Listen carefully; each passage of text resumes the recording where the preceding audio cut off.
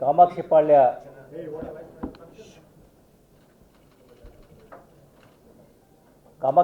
Police ಠಾಣೆಯಲ್ಲಿ ವರದಿಯಾಗಿರ್ತಕ್ಕಂತಹ ಒಂದು ಕೊಲೆ ಪ್ರಕರಣದ ಹಿನ್ನೆಲೆಯಲ್ಲಿ ಕನ್ನಡ ಚಲನಚಿತ್ರರಂಗದ ಓರ್ವ ನಟರನ್ನು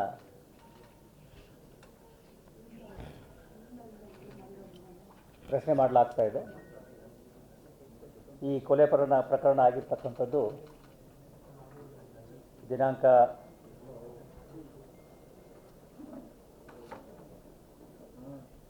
9ರಂದು ಅಂದರೆ ಭಾನುವಾರದಂದು ಸಿಕ್ಕಂಥ ಒಂದು ಅಪರಿಚಿತ ಗಂಡಸಿನ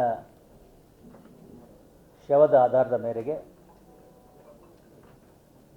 ಆತನ ದೇಹದ ಮೇಲೆ ಇದ್ದಂತಹ ಗಾಯಗಳನ್ನು ಗಮನಿಸಿ ಕಾಮಾಕ್ಷಿಪಾಳ್ಯ ಪೊಲೀಸ್ ಠಾಣೆಯ ವ್ಯಾಪ್ತಿಯಲ್ಲಿ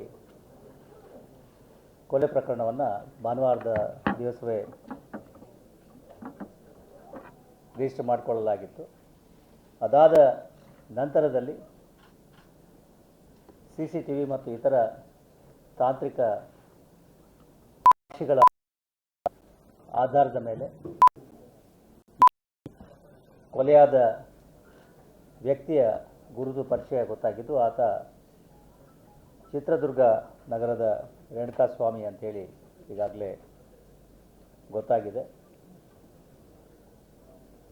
ಅದರ ಆಧಾರದ ಮೇಲೆ ಮುಂದಿನ ತನಿಖೆಯನ್ನು ಕೈಗೊಂಡಿದ್ದು, ಅದರಲ್ಲಿ ಈಗಾಗಲೇ ಹೇಳಿದಾಗೆ ಕನ್ನಡ ಚಿತ್ರರಂಗದ ಓರ್ವ ನಟ ಹಾಗೂ ಆತನ ಸಹಚರರನ್ನು ನಾವು ಬಂಧಿಸಿ ಕೂಲಂಕುಷವಾದಂತಹ ಪ್ರಶ್ನೆಗಳನ್ನು ಮತ್ತು ತನಿಖೆಯನ್ನು ಕೈಗೊಳ್ತಾ ಇದ್ದೀವಿ. ತನಿಖೆಯ ಪ್ರಕ್ರಿಯೆಗಳು ನಡೀತಾ ಇರೋದರಿಂದ ಹೆಚ್ಚಿನ ಮಾಹಿತಿಗಳನ್ನು ಈ ಹಂತದಲ್ಲಿ ನಾವು ಕೊಡೋದು ಕಷ್ಟ ಆಗ್ತದೆ. ನಂತರದ ಸಮಯದಲ್ಲಿ ತಮಗೆ ಪೂರಕ ಮಾಹಿತಿಗಳನ್ನು ಕೊಡಲಾಗ್ತದೆ.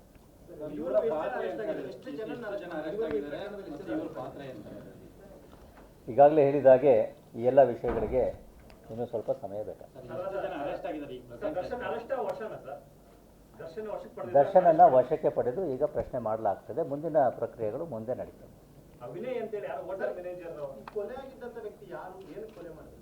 ಕೊಲೆಯಾಗಿರ್ತಕ್ಕಂಥ ವ್ಯಕ್ತಿ ರೇಣುಕಾಸ್ವಾಮಿ ಅಂತೇಳಿ 33 ವರ್ಷ ವಯಸ್ಸಿನವನು, ಚಿತ್ರದುರ್ಗದವನಾಗಿದ್ದು, ಈತ ಈ ಚಿತ್ರನಟನ ಪತ್ನಿಗೆ ಕೆಲವೊಂದು ಡೆರೋಗೇಟರಿ ಮೆಸೇಜಸನ್ನು ಕಳಿಸಿದ್ದೆ ಅನ್ನೋದರ ಆಧಾರದ ಮೇಲೆ ಈ ಒಂದು ಘಟನೆ ನಡೆದಿದೆ ಅಂತಕ್ಕಂಥದ್ದು ಪ್ರಾಥಮಿಕ ವಿಚಾರಣೆಯಲ್ಲಿ ಗೊತ್ತಾಗಿದೆ. ಹೆಚ್ಚಿನ ವಿವರಗಳನ್ನು ನಾವು ಈ ಸಂದರ್ಭದಲ್ಲಿ ಕೊಡಲಿಕ್ಕೆ ಆಗುತ್ತೆ.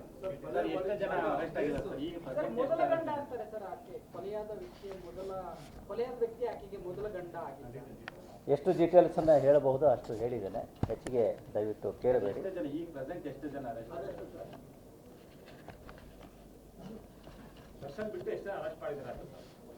ಕೆಲವು ವ್ಯಕ್ತಿಗಳನ್ನು ವಶಕ್ಕೆ ತೆಗೆದುಕೊಳ್ಳಲಾಗಿದೆ. ವಿಚಾರಣೆ ನಡೀತಾ ಇದೆ.